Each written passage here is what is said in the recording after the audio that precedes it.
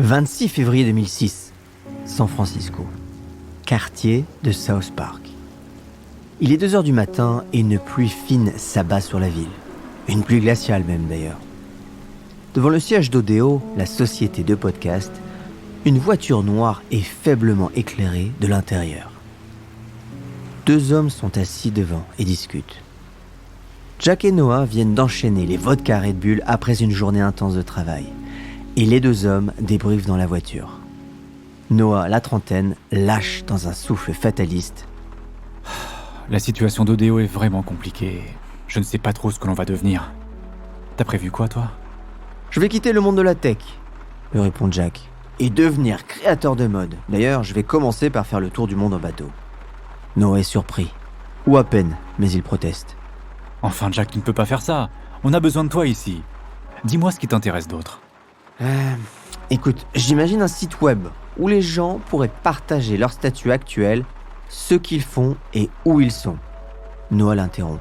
Tu sais, ces idées de statut, tu n'es pas le premier, mais si l'on l'associe avec un site bien fait et la possibilité d'avoir des conversations, cela peut être une bonne idée. Aujourd'hui, je vous emmène sur les traces de la création de Twitter, une création qui mêle trahison et manipulation. Une histoire où un homme va disparaître à jamais. Bienvenue sur l'apprenti. Avec l'apprenti, je vous raconte les histoires de celles et ceux qui entreprennent en moins de 30 minutes toutes les semaines. Je m'appelle Laurent Broye, je suis entrepreneur, j'ai créé et revendu ma boîte en 10 ans, et ça, c'est toute une histoire. L'apprenti est un podcast produit par Inspire Media.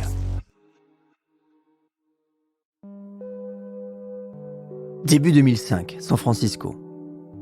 Jack Dorsey, 29 ans, originaire du Missouri, est un ovni dans le milieu de la tech californienne. Il vient juste de quitter l'université de New York et avec ses cheveux en pétard et son anneau dans le nez, il ressemble plus à un rocker des années 90.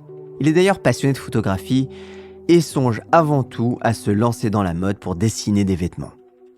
Mais il a un talent, c'est un excellent programmeur. D'ailleurs, il vient de passer 3 mois à développer un site pour une entreprise d'excursion en bateau. Et ce matin de mai 2005, il est assis au café Centro et regarde nonchalamment les offres de job de programmeur, casque vissé sur les oreilles, musique punk rock à fond. En levant les yeux, il voit devant lui Evan Williams, assis, en train de siroter son café. Evan est une mini-célébrité dans le milieu naissant de la tech à San Francisco depuis qu'il a vendu Blogger, sa plateforme de blog, à Google pour $20 millions. Mais il n'y reste pas longtemps et lance une nouvelle société, Odeo, une plateforme de podcast fondée avec son ami Noah Glass. Jack, qui est vraiment très timide, n'ose pas aborder Evan. Puis il se dit qu'il va refaire rapidement son CV, il cherche le mail d'Evan et lui envoie dans la foulée son CV au moment où celui-ci quitte le café. Williams traverse la rue pour pénétrer dans un bâtiment, un loft miteux qui sert de siège à Odeo. D'ailleurs, même si Evan jouit d'une petite réputation dans la vallée, sa nouvelle société Odeo fait dans le podcast, et le podcast à l'époque est encore un sujet obscur et sans intérêt. Du coup, les candidatures ne pleuvent pas beaucoup pour Odeo, et quand Evan découvre le CV de Jack, il lui propose rapidement un entretien. Et le look rebelle de Jack plaît vraiment beaucoup aux 2 fondateurs qui adorent justement les profils un peu rebelles et un peu différents. Ils finissent d'ailleurs par lui proposer un poste de freelance en développement dans un premier temps. Jack fait ses preuves rapidement et devient un salarié. Il remporte même à plusieurs reprises le prix du meilleur salarié du mois. Jack passe sa vie chez Odeo et notamment avec ses nouveaux collègues. Odeo, c'est alors une dizaine de salariés et Evan, en tant que principal investisseur, en est le CEO. Petit à petit, Jack et Noah, le 2e fondateur d'Odeo, se rapprochent et deviennent amis. Même si sur le papier, tout les éloigne. D'un côté, vous avez le rebelle et timide Jack, fin de vingtaine. De l'autre, Noah, l'angoissé, hyperactif marié et bien sous tout rapport. Pourtant, malgré sa vie de couple, Noah passe de nombreuses soirées au boulot. Son couple, d'ailleurs, c'est probablement une des raisons, son couple bat de l'aile et il ne lui reste plus que ça dans la vie. Entre concerts donc et promenades à vélo, les deux collègues deviennent vite inséparables. Pourtant, Odeo, comme l'amitié des deux hommes, vont être secoués. Très secoués même.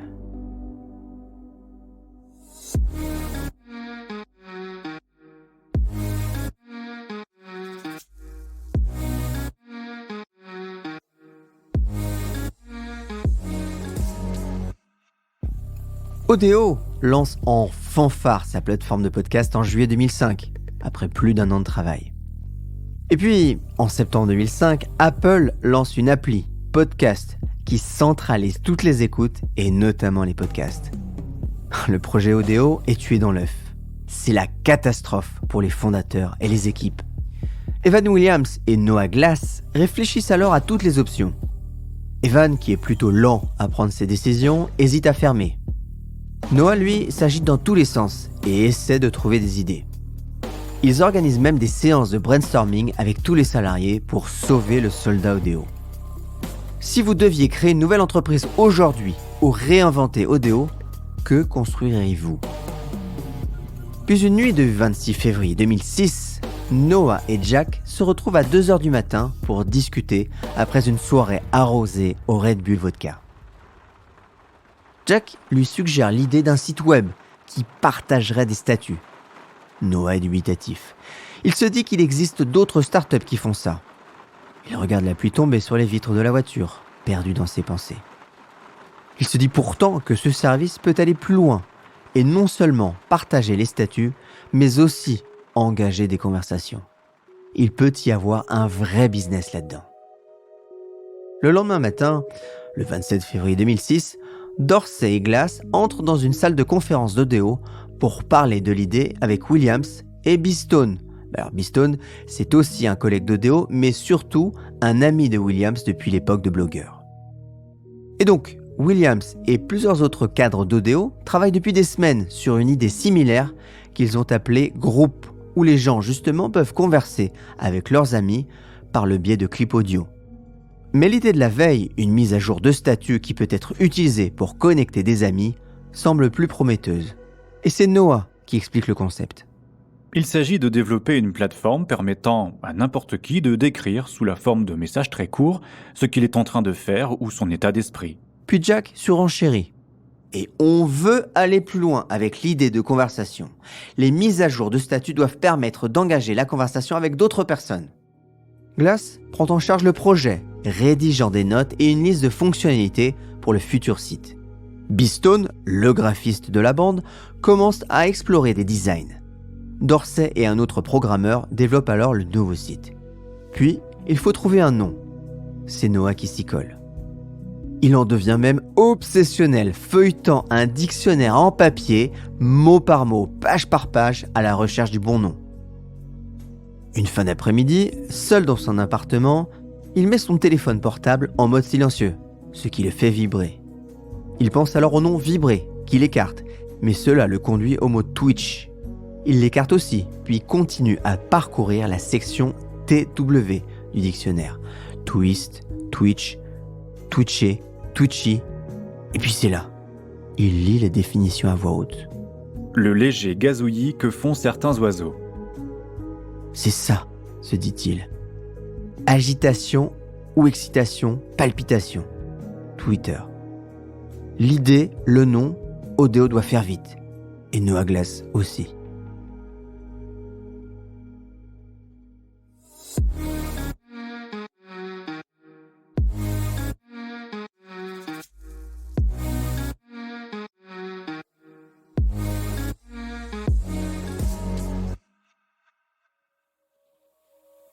Evan Williams, le CEO d'Odeo, prend alors la décision. Il faut investir ce projet. Twitter, je pense que c'est celui qui a le plus de potentiel, écrit-il alors aux 14 salariés. C'est Jack Dorsey qui, lors d'un hackathon, lance le prototype de Twitter. Le premier tweet, le 21 mars 2006, est envoyé par Jack qui teste la plateforme. « Just setting up my Twitter », écrit-il. Dorsey décide de limiter les tweets à 160 caractères, soit la longueur maximale d'un SMS sur un téléphone portable. Au fur et à mesure de l'évolution du nouveau service, La lutte pour le pouvoir entre Williams et Glass, qui couve chez Odeo, se déplace vers Twitter. Noah Glass, qui protège sa nouvelle idée et distrait par son divorce, devient de plus en plus nerveux et anxieux. Il se comporte d'ailleurs de façon erratique en réunion avec ses collègues. Glass, un jour, quand il voit un entrepreneur très connu rejoindre leur service, crie devant toute l'équipe « Ne laissons pas cette personne sur Twitter, c'est notre ennemi !» Il veut d'ailleurs désormais séparer Twitter, sa création, d'Odeo et milite auprès de Williams. Mais celui-ci ne veut pas mettre tous ses œufs dans le même panier. Odeo doit créer d'autres applis et les tester toutes. On verra par la suite, répond-il à Noah. Mais les tensions entre Williams et Glass s'intensifient. Et pas seulement avec Williams d'ailleurs. C'est désormais Jack Dorsey, l'ami de toujours de Noah Glass, qui veut s'en débarrasser. L'activisme forcené et les tensions avec Noah ont désormais rangé Jack derrière Williams. Mais il ne lui dit rien.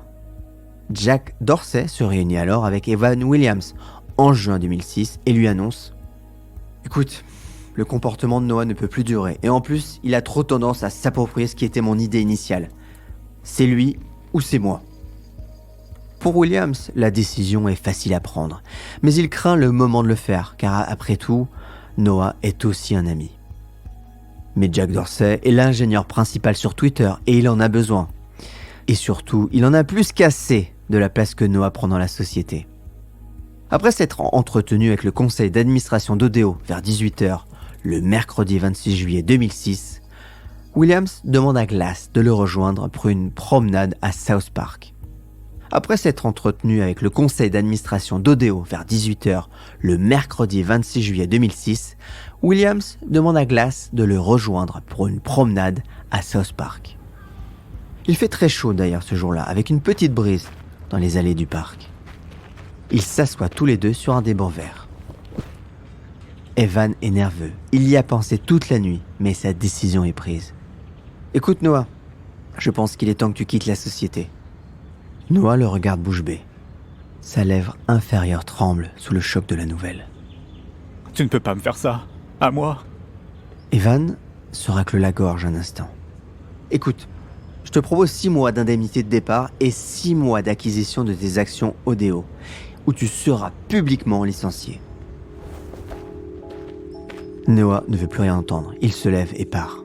La société qu'il a fondée, le projet qu'il poursuit depuis 6 mois, tout ça, c'est fini. Ses yeux se mouillent, c'en est trop pour lui. Il appelle alors son seul ami de confiance chez Odeo, Jack. Il décide de se retrouver au bar.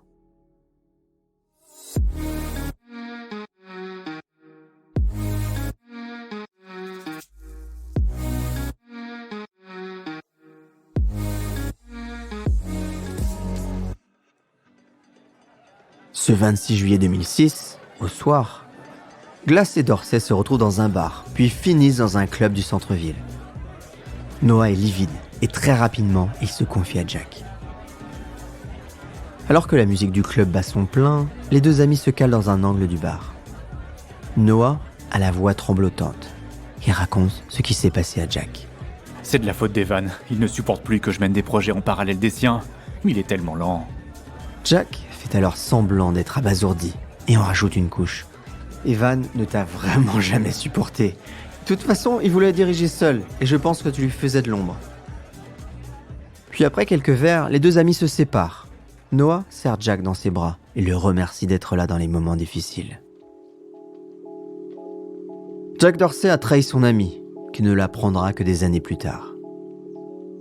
2 semaines plus tard, Noah Glass est évincé de l'entreprise qu'il a créée, avec Williams, et écarté du projet qu'il aime passionnément, Twitter. Dorsey devient quant à lui le directeur général de Twitter. Williams rachète alors les parts d'Odeo à ses investisseurs avant de créer Twitter avec une poignée d'autres investisseurs et de lever 5 millions de dollars. Les 3 fondateurs officiels de Twitter sont alors Evan Williams, Biz Stone et Jack Dorsey.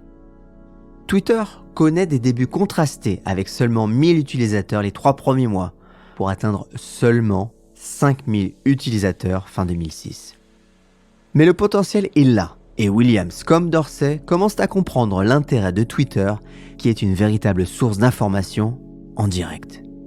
C'est la conférence South by Southwest en mars 2007 qui va définitivement faire entrer la plateforme dans une autre dimension. Influenceurs et célébrités commencent à rejoindre le réseau. Puis, quelques mois plus tard, un léger tremblement de terre frappe San Francisco et Twitter s'illumine de demandes de renseignements sur le tremblement de terre, mettant en lumière une nouvelle orientation du produit qui le fait passer d'une archive internet de mise à jour de statut à un flux d'informations en temps réel sur tout ce qui se passe dans le monde. Vont suivre évidemment les printemps arabes, mais plein d'autres événements en direct qui seront d'ailleurs retransmis sur Twitter. Dorsey se révèle un mauvais DG et préfère les cours de yoga et de dessinateur de mode à son poste. Il finit par être remplacé en 2008 par Evan Williams, qui sera lui-même remplacé peu de temps après. C'est finalement Jack Dorsey qui revient à la tête de Twitter en 2015 et il y restera jusqu'en 2021. Twitter confirme son succès les années suivantes malgré des périodes difficiles avec des licenciements à la clé. Puis, en 2013, Twitter est introduit en bourse. Après quelques soubresauts, aujourd'hui, la société a trouvé son modèle économique et d'ailleurs valorisé environ 30 milliards de dollars, ce qui est comme une somme énorme. Mais cette belle histoire cache un bel oublié, Noah Glass.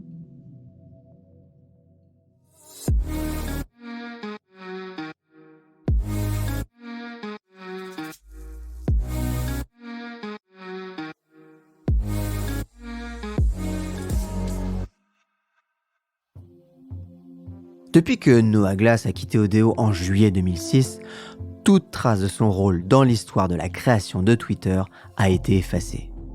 Jack Dorsey ne le mentionne plus quand il raconte la fondation de Twitter, et d'ailleurs, il s'attribue auprès des journalistes la paternité de la plateforme.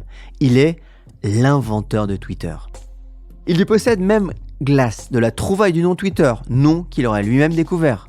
Bref, Noah Glass disparaît peu à peu de toute l'histoire, jusqu'à ce qu'un article de Business Insider raconte la véritable histoire en 2011, puis un livre en 2014. Malgré tout, Jack Dorsey continue de raconter son histoire. Il déclare d'ailleurs en 2018 à Vanity Fair que l'idée de Twitter remonte à 1984, alors qu'il n'avait que 8 ans. Et c'est bien Noah Glass qui doit bien rigoler quand il lit ça, en tout cas maintenant. D'ailleurs, quand on va sur son profil Twitter, on peut lire « J'ai créé ça ». Il n'y a quasiment aucun tweet sur son profil Twitter, mais c'est ce mot simple sur sa biographie. Noah Glass met de longues années à se remettre de cette éviction et fait une longue dépression. Il n'a plus jamais parlé avec les autres fondateurs de Twitter.